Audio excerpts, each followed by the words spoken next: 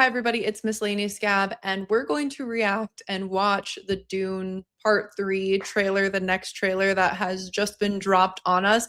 I have been awash in dilemmas and deficiencies, so I have been late to the game here, but I have remained unsullied. I have not viewed this trailer yet because I've just been so busy with the shows that I'm covering. So we're going to watch it together. We're going to talk about it together, and I'll give you my first impressions and thoughts, see if anything else has changed on what we're going to see in Dune Part 3. So if that sounds good to you, please like this video, subscribe if you haven't. I have a lot of Dune videos and deep dives on my channel, so be sure to check those out. I cannot wait for Dune Part 3. I have tickets to IMAX on the night it comes out. All right, let's do this. So we're just gonna watch it one time through together, and then we'll back up a little.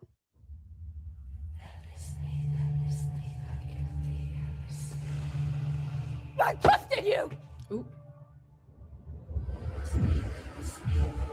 Janie's mad. You promised me that you would never take power in your name. You convinced me that this was your home. That I was your home.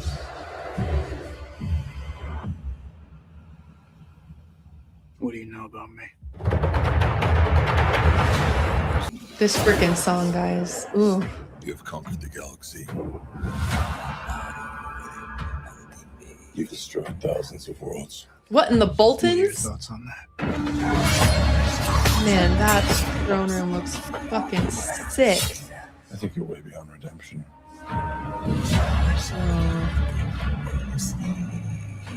Why are you here?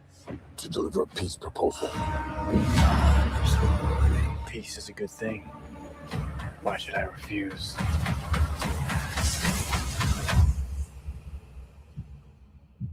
Oof. Because it's meant to destroy you.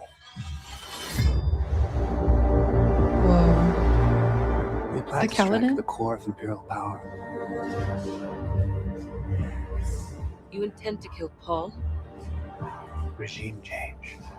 Idiot. It looks so 80s.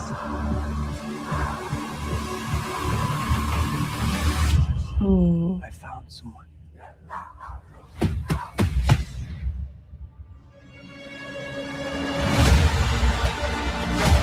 Whoa. Oh, that shot. Oh my gosh. The future has a way of talking to me. I can't see what's ahead. How does it feel to be human like everyone else, Paul Atreides? Ooh, side tail. You have no fear, Oh. do you? I fear dishonor. You sound like an Atreides. I've been told I was one. Whoa. Whoa.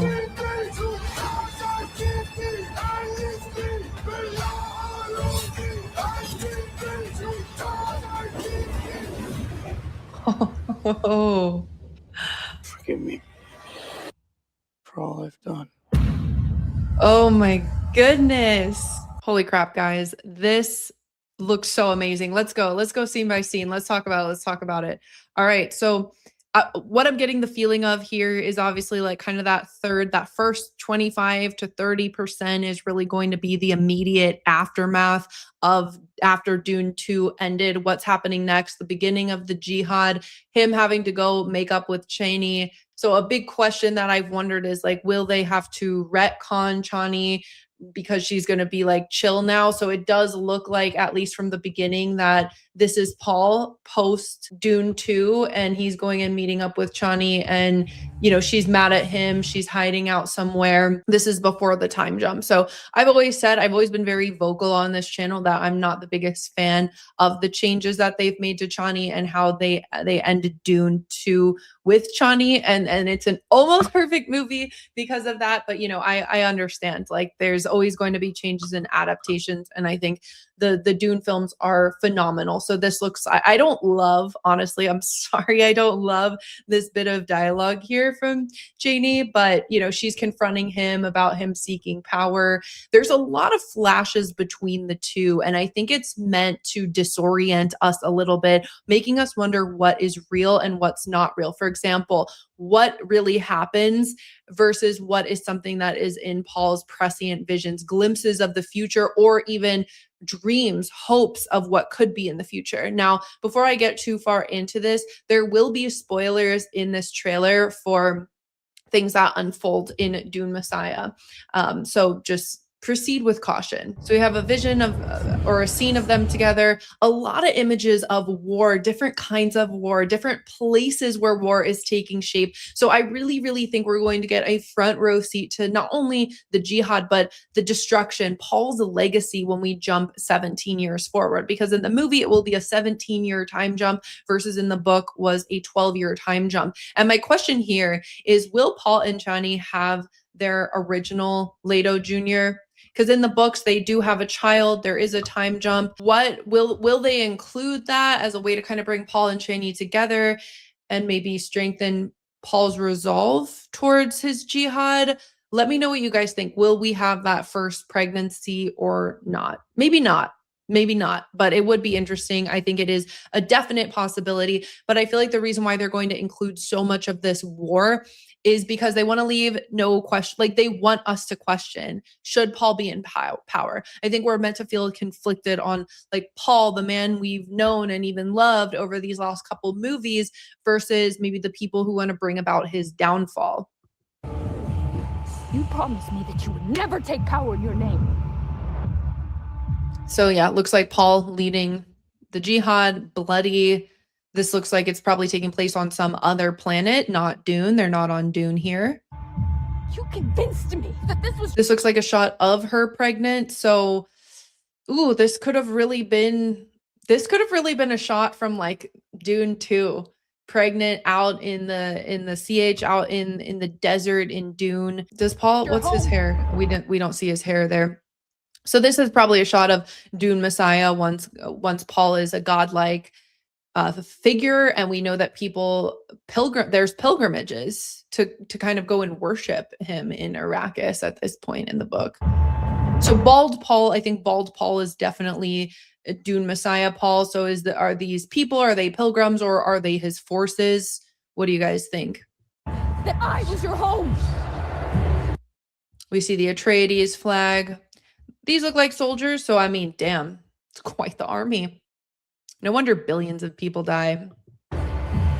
This to me looks like a dream, a vision of Leto and Ganima, the two children that Paul and Chani will go on to have. Only we know Chani never lives this long to see them this age. So this is clearly some sort of vision here. And we have this recurring motif of her blue scarf, which I believe, does he find? Yeah, he finds right here. What do you know about me?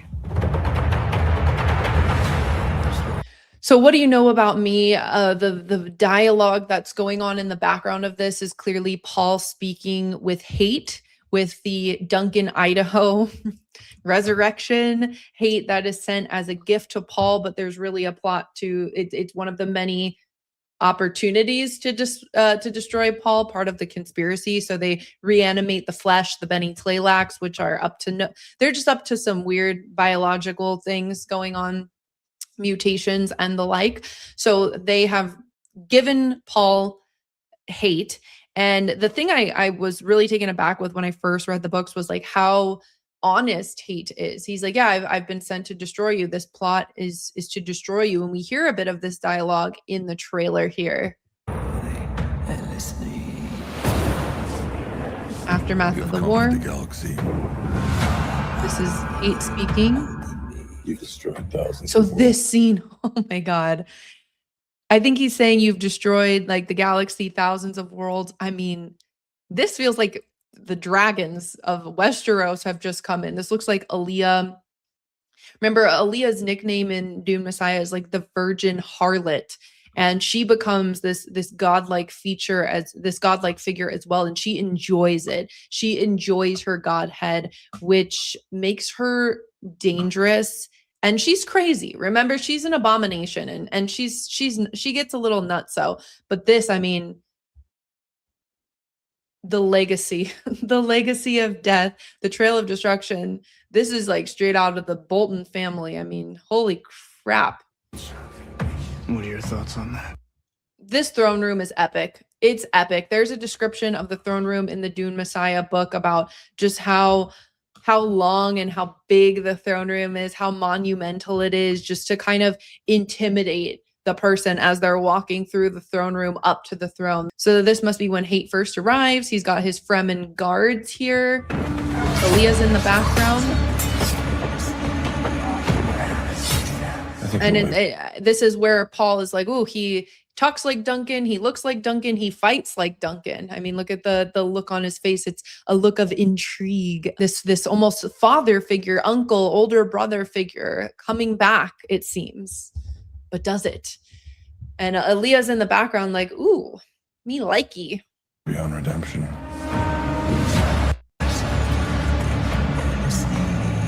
All right, this is a sick shot meant to show the magnitude of his godhead. This looks like bald Paul. We have the Atreides eagle right here. I mean, wow. Why are you here? Looking a lot less orange. It's looking just more sandy. To deliver a peace proposal. So them carrying this here is them carrying hate.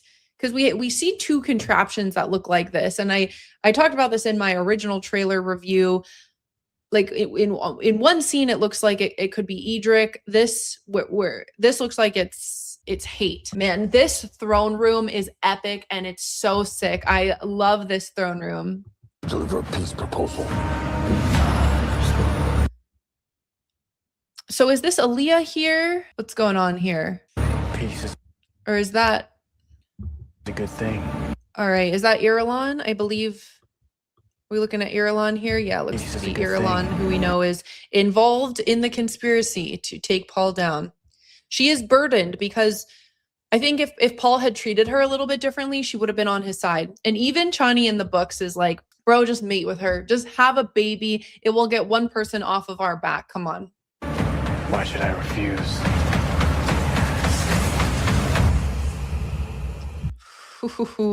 So I saw that, I mean, this scene is kind of in the first trailer. This is the object that looks like maybe what Hate was delivered in, but we know that this is likely Edric because of this puff of the spice melange, the gas. And at first, like in the first episode or in the first trailer drop, I thought this was their first meeting, their first conspiracy meeting on Wallach 9, which is basically chapter 1 after the prologue in Dune Messiah. And this shot is freaking gorgeous here because we have the Reverend Mother, we have the Benny Tleilax and Scytale, we have Edric. And what's cool about this is it shows just how different these people are, right? They have nothing in common. Their end goal is different. It's just more the means to get to that end is to take Paul out of power, regime change, as Scytale later says this in the trailer. So I've always found this so interesting because the conspiracy is based on a bunch of people who don't know each other very well, who are so different. And I think one of the things about reading Dune is these conversations, they're not just like, hey, would you like to take down Paul Atreides and we can kill him and do X, Y, and Z? No, there's so many other ways of communicating. You can do downloads after listening to this music in a drugged trance. There's code words, there's hand gestures. And unfortunately, I don't think we'll ever get that to the same level as in the books because it's probably hard to do. But this scene, holy crap, this is cool. But then I don't think there's another scene that I think is the actual scene on Wallach 9 when Irulan is there. So there must be a couple conspiracy discussions. Got Edric. Ooh. This is meant to destroy you. This caught my eye as we just watched it. This looks like Fremen seeing water for the first time, seeing the ocean. I mean, look at the look on Stilgar's face here. And with those mountains and cliffs, it does resemble Caladan. Remember, Jessica is not going to be in this movie too much. She's on Caladan for most of Dune Messiah. She comes back, of course, for Children of Dune, but she doesn't like her kids. She's weirded out by her kids. Look, I mean, just this guy's been through some shit. He looks burned, thirsty. Too bad you can't drink the seawater, man.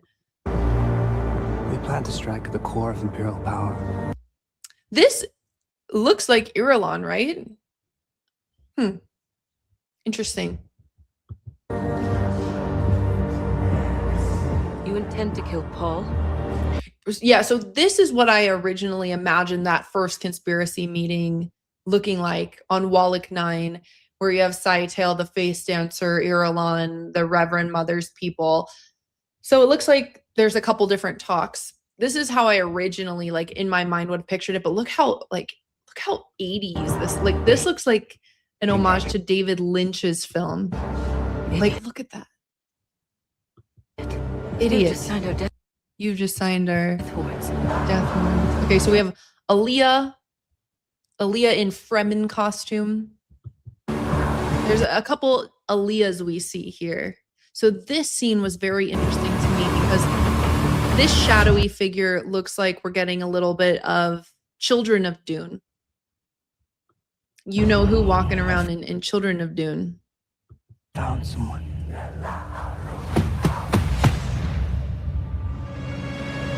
This looks more like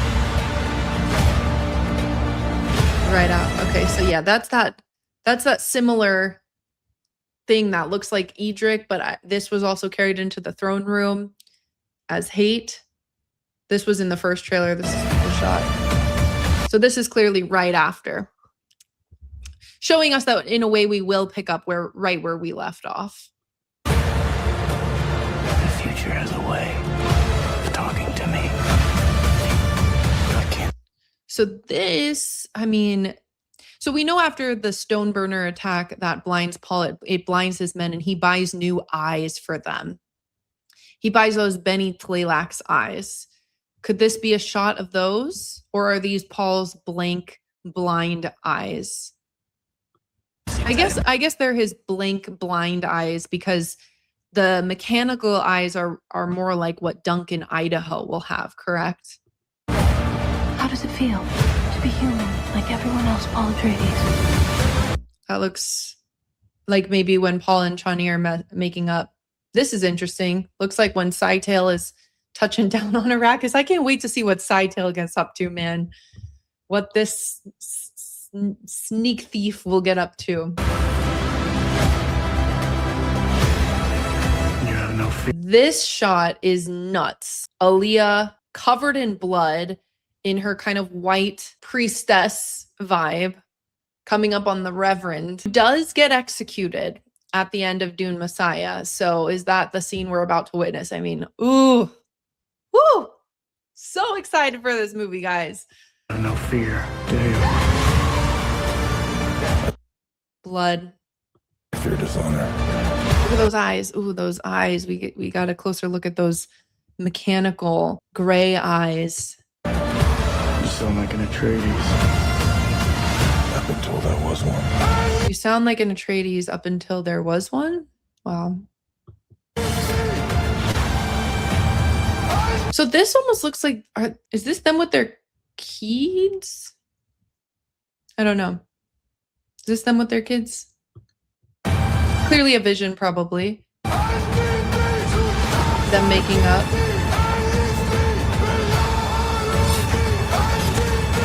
There's some shots of Paul maybe after the blinding. Really sick shot with the sandworm. Forgive me Shai Halud up in here. all I've done. This looks like burnt Paul eyes. Maybe right before he's about to walk off into the desert. Oh boy. Oh my goodness. So that's my first thoughts, my first reactions. I know we're kind of at 20 or so minutes now into this, so I'll probably leave it there because I wanted this to be a short reaction.